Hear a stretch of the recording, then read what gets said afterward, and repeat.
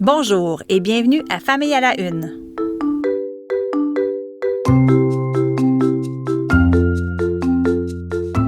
Mon nom est Maude Goyer et voici ce qui a retenu mon attention ces derniers jours dans l'actualité liée à la famille, à la parentalité et aux enfants.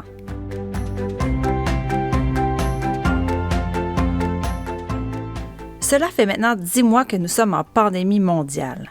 10 mois. 10 mois à se réinventer, à se bricoler une vie à l'intérieur, privés de nos proches et privés de sorties tout court. Pas de théâtre, pas de cinéma, pas de musée, pas de sorties au centre d'amusement et pas de restaurant non plus. Mais s'il y a bien une chose qu'il nous reste, à part la glissade et le patin en famille, c'est la lecture. Quelques auteurs se sont inspirés de la période inusitée que nous traversons pour pondre de chouettes livres pour les enfants et je vous en propose aujourd'hui 3. D'abord, le conte « La grève des câlins » de Simon Boulris, publié aux éditions de La Bagnole en octobre dernier. Ça raconte le quotidien de 5 enfants qui ne peuvent plus visiter et coller leurs grands-parents et ça leur manque terriblement. Avec des mots simples et des illustrations charmantes, ce petit livre offre une bonne dose de réconfort. Il est conseillé aux enfants de 4 ans et plus. Ensuite, le livre de la psychologue Nathalie Parent, que l'on retrouve en ligne et qui est gratuit. Il s'intitule « Petit COVID devenu gigantesque » et c'est en fait une histoire ponctuée de questions que l'adulte peut poser à l'enfant afin de sonder comment il se sent, ce qu'il perçoit et ce qu'il comprend de la situation. Ce livre est donc à la fois ludique et pédagogique et c'est un bon outil pour engager la conversation avec son enfant. Il s'adresse particulièrement aux tout-petits dès l'âge de 3 ans. Et finalement, j'aimerais vous parler de La vie secrète des virus, un très bon livre de type documentaire créé spécialement pour les enfants de 5 ans et plus. C'est signé par Mariona Tolosa Sisteré et c'est publié aux éditions Rue du Monde. Sur 24 pages abondamment illustrées, on nous explique avec des mots simples et des phrases courtes c'est quoi les bactéries, les virus, les médicaments, les vaccins, les pandémies. Bref, c'est instructif, c'est joli et c'est très éclairant.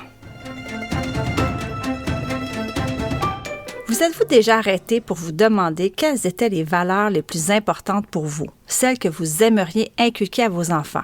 Est-ce que c'est le respect, la résilience, l'honnêteté?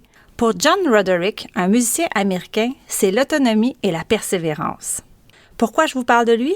Parce que ce père d'une fille de 9 ans a semé la controverse au début du mois de janvier en publiant une série de messages sur Twitter dans laquelle il raconte l'épopée vécue par sa fille qui tentait d'ouvrir une boîte de conserve. En fait, il a détaillé à quel point sa fille s'est battue pour ouvrir la boîte de conserve d'haricots avec un ouvre-boîte, un outil de cuisine dont elle ne savait pas se servir. Le père a refusé de l'aider et lui a même dit que ni lui ni elle ne mangeraient quoi que ce soit avant qu'elle ne réussisse sa mission. Cela a pris 6 heures. 6 heures ponctuées de crises, de frustration, de boudage et probablement de gargouillements d'estomac parce que, rappelons-le, la fillette avait dit à son père qu'elle avait faim 6 heures plus tôt. Les internautes ont été choqués par cette histoire. Ils ont attaqué le père avec virulence, l'accusant d'être négligent avec sa fille. Le principal intéressé a commencé par s'expliquer, puis il s'est excusé et il a fini par fermer son compte Twitter. Je n'étais évidemment pas sur place ce jour-là et je n'ai pas plus de détails, mais disons qu'à chaque fois qu'il y a des extrêmes impliqués dans les leçons d'éducation des parents, cela me déroute. Quand en plus cela est déballé en public, mon désarroi se transforme en exaspération. Pourquoi exposer ainsi sa fille?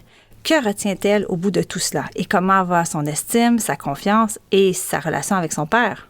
Peut-être que ce ne sera qu'une anecdote dans sa vie, c'est ça que je lui souhaite. En tout cas, ce que je retiens de mon côté, c'est que non seulement je veux établir quelles valeurs je veux transmettre à mes enfants, mais je veux aussi savoir comment je vais le faire, par quels moyens et par quel chemin. C'est tout aussi important, me semble-t-il.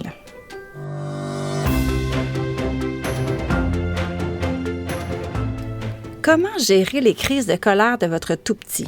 Vous savez, la fameuse crise du bacon dans l'allée du supermarché, la crise qui nous donne des sueurs froides dans le dos et qui nous donne envie de soit crier, soit fuir, car on ne sait pas quoi faire, on ne sait plus quoi faire. Bon, eh bien, quoi faire, justement? C'est à cette question que s'est attaquée une équipe de chercheurs du département de médecine de l'université Yale. Et dans une étude récemment publiée, ils donnent quelques trucs aux parents. 1. Restez calme. 2. Miser sur l'imitation, autrement dit, adopter un comportement que l'on souhaite que notre enfant copie. 3. Encourager notre enfant dès que la crise est terminée, le féliciter de s'en être sorti par lui-même sans le juger. 4. En prévention, le féliciter régulièrement pour tous ses bons comportements durant la journée. Les chercheurs parlent de 5 à 10 minutes d'attention positive toutes les 2 à 3 heures. Et finalement, ne pas oublier que pendant la crise, on peut choisir d'ignorer le comportement, mais il ne faut jamais ignorer l'enfant. Il faut toujours s'assurer qu'il est en sécurité. Ne pas oublier non plus que les crises sont normales. Elles font partie du développement de l'enfant. Bon, le temps file, faut que j'y aille. Merci d'avoir été là et à bientôt.